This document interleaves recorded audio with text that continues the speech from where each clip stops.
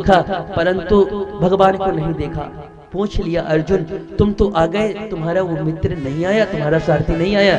तब तक हाथ में घोड़े को, रथ को चलाने वाला चाबुक लेकर के सामने श्याम सुंदर आ गए। भीष्म पितामह ने पूछा इनको पहचानते हो अर्जुन, ये कौन है? अर्जुन ने एक लिफ्ट पकड़ा दिया। अरे मैं इनको नहीं जानता, मेरे मित्र हैं, मामा के लड़के भी हैं, एक रिश्ते से साले भी हैं, और अभी तो मेरे सारथी का काम कर रहे हैं। इतना सुनते ही जोर से डांटा भीष्म पितामह ने, यमन्य से मातुलेयम प्रियमित्र सुहृत्तमम अकरो सचिवम दूतम सौदादिसारथिम। कभी अर्जुन इनको मामा का लड़का बताते हो, कभी बुआ का, फूफू का, न जाने कितने तुमने रिश्ते बना के कभी सारथी बना लेते हो, कभी दूत बना लेते हो। अर्जुन ये इतना ही रिश्ता नहीं है, यह जगत के आधार परमपिता परमेश्वर प्रभु ही है, इनका वंदना करो। युधिष्ठिर ने पूछा है राजधर्म के बारे में, तो क्रम से एक एक करके सुना दिया, एक एक करके सारी बात। राजधर्म में, मोक्ष धर्म में, स्त्री धर्म में, समास व्यास योग्यता, किसी को विस्तार करके, किसी को संक्षिप्त करके सुनाया। और फिर अब भीष्म पितामह जी ने अपने जीवन के अंतिम क्षणों में हाथ जोड़कर कहा अब सब लोग किनारे हो जाओ, 2 मिनट की वार्ता केवल है। श्री भीष्म पितामह जी ने कहा हे कन्हैया तुम मेरे सामने आकर खड़े हो जाओ। कन्हैया भीष्म पितामह के सामने आकर के खड़े हो गए। भीष्म पितामह के आंखों में पश्चाताप के आज आंसू हैं, क्योंकि द्रौपदी ने अभी अभी पूछा है कि जिन राजधर्म का, दान धर्म का उपदेश दे रहे हैं, वो जब सभा में मेरे वस्त्र का हरण कर रहा था दुशासन, तब ये ज्ञान आपका कहां चला गया था? रोते हुए बताया पितामह ने, हे बेटी द्रौपदी, जैसा अन्न व्यक्ति खाता है मन का निर्माण वैसे ही होता है। अन्न से मन का निर्माण होता है और पानी से वाणी का निर्माण होता है। उस समय मैं दुर्योधन का, पापी का अन्न खा रहा था, इसलिए मेरा मन शुद्ध नहीं था, मैं प्रतिकार नहीं कर सका। पर अर्जुन के बाण लगने से एक एक खून के बूंद के साथ में पापी दुर्योधन का सारा अन्न का कर्ज उतर गया। मैं शुद्ध मन से सभी धर्मों का निरूपण कर रहा हूं। अब आप लोग मुझको माफ करो। और सामने कन्हैया खड़े थे तो हाथ जोड़ करके पितामह ने मानो आज विनती किया, अरे सदैव देवो भगवान प्रतीक्षताम कलेवरम या वदिदम हिनोन्म्यहम प्रसन्न हासा ऋणलोचनो लसन मुखाम्बुजो ध्यान पथश्चतुर्भुजः। हे कन्हैया आप मेरे सामने आकर के खड़े रहो, जब तक कलेबरम यावद हिनोन्म्यहम, जब तक मैं अपने प्राणों का परित्याग न कर दूं तब तक आप मेरे सामने खड़े रहो। कन्हैया खड़े तो हो गए पर उनका मुंह लटक गया। पितामह को इच्छा मृत्यु का वरदान है, न जाने अपने प्राणों का परित्याग कब करेंगे,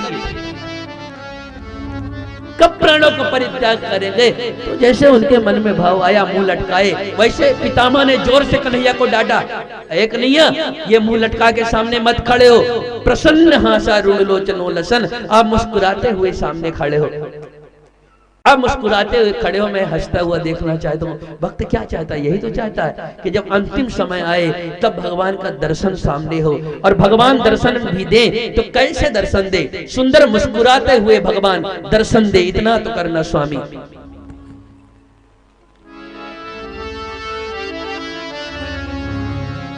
कह रहे हैं पितामह, अरे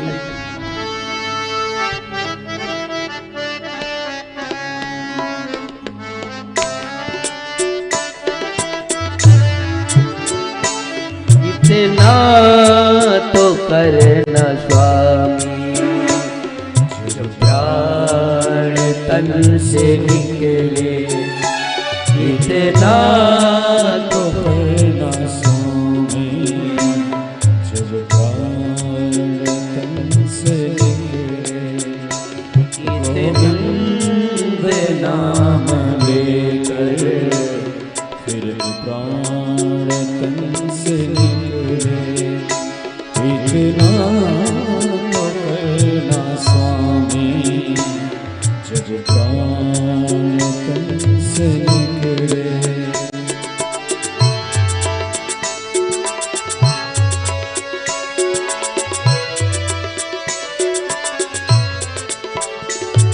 श्री गंगा जी का तट हो, यमुना का बंसी बट हो, श्री गंगा जी का तट हो, यमुना का बंसी बट हो, मेरा सावरा निकट हो, प्राण तन से निकले, मेरा सावरा निकट हो, जब प्राण तन से निकले, इतना तो करना स्वामी, जब प्राण तन से निकले।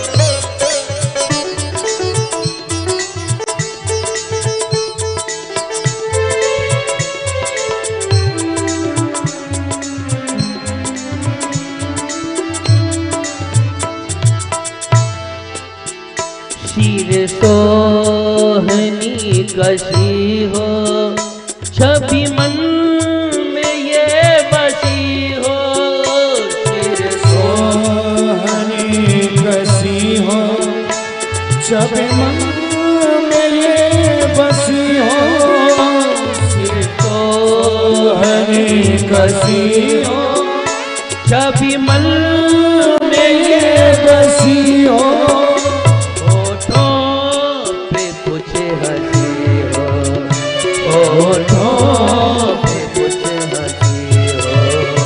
जब प्राण तन से निकले, इतना तो करना स्वामी, जब प्राण तन से निकले, गोविंद नाम लेकर, जब प्राण तन से निकले, इतना तो करना स्वामी, इतना तो करना स्वामी, इतना तो करना स्वामी।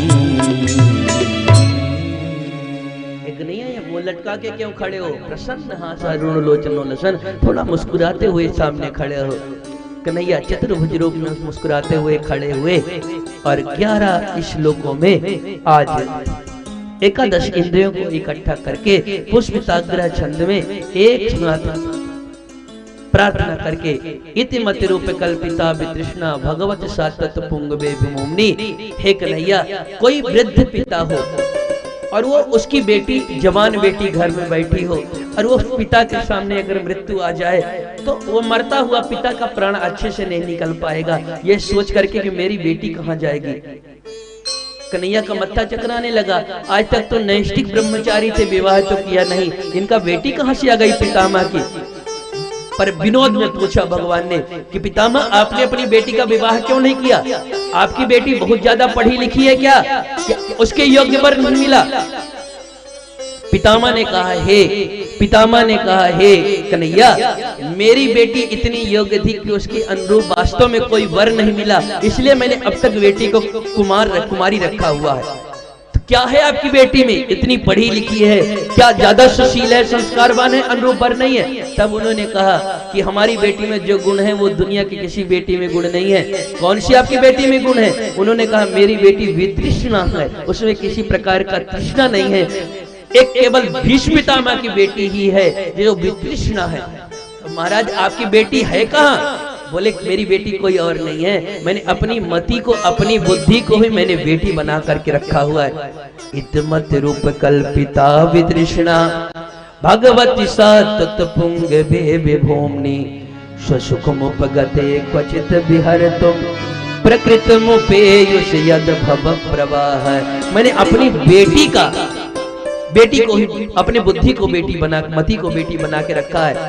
मैं चाहता हूं कि मेरी बेटी का हाथ आप पकड़ लो कन्हैया, मेरी मती रूपी बेटी का हाथ आप पकड़ लो, तो मैं वृद्ध पिता ठीक से मर सकूंगा, निश्चित होकर मर सकूंगा, क्योंकि तुम्हारे समान मेरे बेटी के योग्य कोई वर नहीं है। तुम इतने सुंदर हो कन्हैया, त्रिभुवन कमलम तमाल वर्णम रविकर गौर बराम्बरम दधाने बपुरल कपुला व्रताम नाब्जम विजय सखे रतिरस तुम्हें बद्या। और एक दृश्य का स्मरण किया उन्होंने। हे कन्हैया, मुझको वो दृश्य याद आता है कि एक दिन मैंने प्रतिज्ञा कर लिया था, दोबारा नहीं देना इसको। एक दृश्य याद आ रहा है कि जिस समय घोषणा कर दिया था मैंने कि कल अगर हरि भगवान के हाथ में शस्त्र नहीं ग्रहण करवा दूंगा तो मैं गंगा का पुत्र नहीं कहलाऊंगा। मैंने कहा हुआ था, और उस समय आपने भी प्रतिज्ञा करके रखा था कि मैं अपने हाथ में कोई शस्त्र नहीं उठाऊंगा। और देखते देखते जब मैं अर्जुन पर अपने तीव्र प्रखर बाणों का प्रहार करने लगा, आपको लगा कि अर्जुन कहीं अपने प्राणों का परित्याग न कर दे, अर्जुन का नुकसान न हो जाए। आपने मेरी प्रतिज्ञा की रक्षा करने के लिए आपने अपने हाथ में एक टूटा हुआ रथ का पहिया उठा लिया, और जब रथ का पहिया लेकर के दौड़े, आपके हाथ में वो चक्र बन करके घूमने लगा। मैंने अस्त्र शस्त्र डाल दिया था और पृथ्वी कांपने लगी, पीतांबर आपका गिर गया।